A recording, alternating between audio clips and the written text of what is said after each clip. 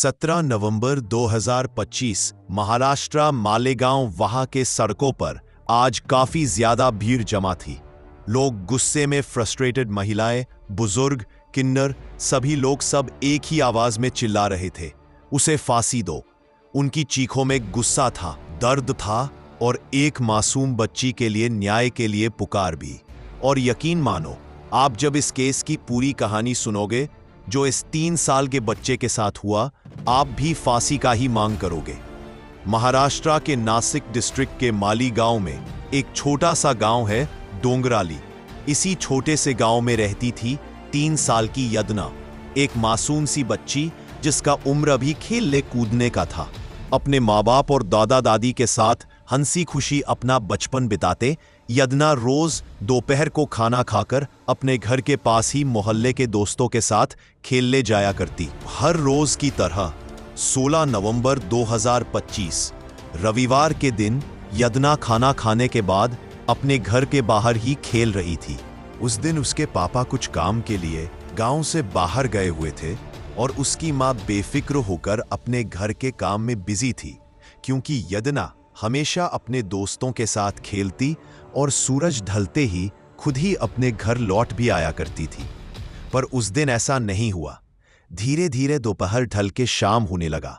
यदना का अब तक कोई खबर नहीं था, तो उसकी मां बेचैनी में उसे देखने के लिए घर के बाहर जाती है, लेकिन वहां जाकर देखती है कि यदना घर के बाहर तो थी ही नहीं।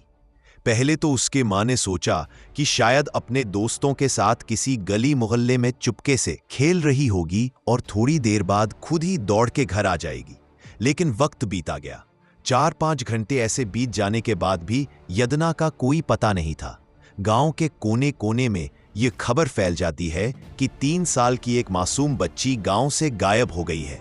गांव वाले लगातार तलाश में लगे थे और शाम के करीब 6 बजे कुछ गांव वाले गांव के एक मोबाइल टावर के पास पहुंच जाते हैं और वहां पहुंचते ही उसके झाड़ियों में जो उन्होंने देखा, उसने सबका होश उड़ा लिया। मोबाइल टावर के पास घनी झाड़ियों में यदना का बॉडी पड़ा हुआ था, वह भी पूरी तरीके से निर्वस्त्र हालत में। लोग इसे देखते ही समझ जाते हैं कि उस बच्ची के साथ कुछ बहुत ही गंदा, कुछ बहुत ही बुरा हुआ है।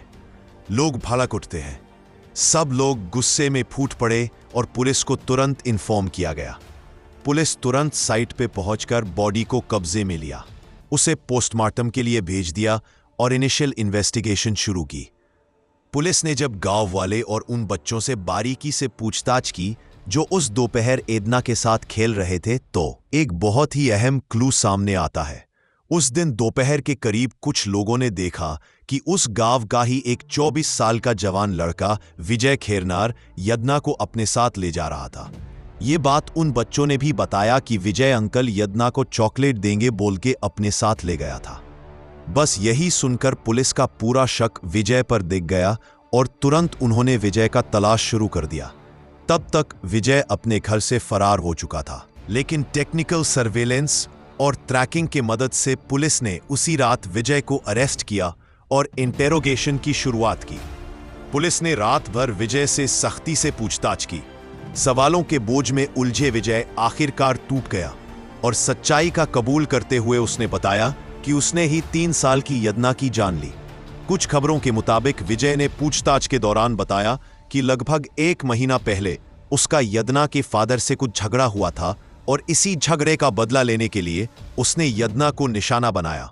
विजय, जो एक टेक्सटाइल फैक्ट्री में मजदूर था और अपनी दादी के साथ उसी गांव में रहता था, लेकिन उस दिन उसका दादी किसी काम से बाहर गई हुई थी।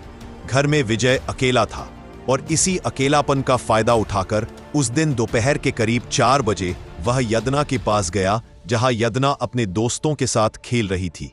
उसे एक चॉकलेट देने का बहाना से अपने घर ले आया। वहां उसके साथ पहले सारी दरिंदगी की हद पार कर ली और फिर अपनी जुर्म छुपाने के लिए उसने एक बड़ा भारी सा पत्थर से यदना का सिर को कुचलकर उसे मार दिया और उसकी बॉडी को ले जाकर उसके घर के पास एक टावर के पास झाड़ियों में छुपा दिया।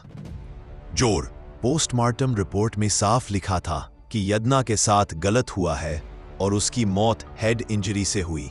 विजय को कोर्ट में पेश किया गया और 20 नवंबर तक कस्टडी में भेज दिया गया। घटना से आक्रोशित बड़ी संख्या में स्थानीय महिलाएं न्यायालय के बाहर जमा हो गई और उन्होंने जोरदार प्रदर्शन करते हुए पुलिस से आरोपी को उनके हवाले करने की मांग की। महिलाओं के इस तीव्र विरोध के कारण परिसर में अफरा तफरी मच गई, जिसके बाद कानून व्यवस्था बनाए रखने और आरोपी की सुरक्षा सुनिश्चित करने के लिए पुलिस को न्यायालय के अंदर और बाहर भारी सुरक्षा बल तैनात करना पड़ा था। बाकी आपको क्या लगता है, ऐसे लोगों को क्या सजा होना चाहिए? आप अपना राय कमेंट सेक्शन में जरूर बताइएगा।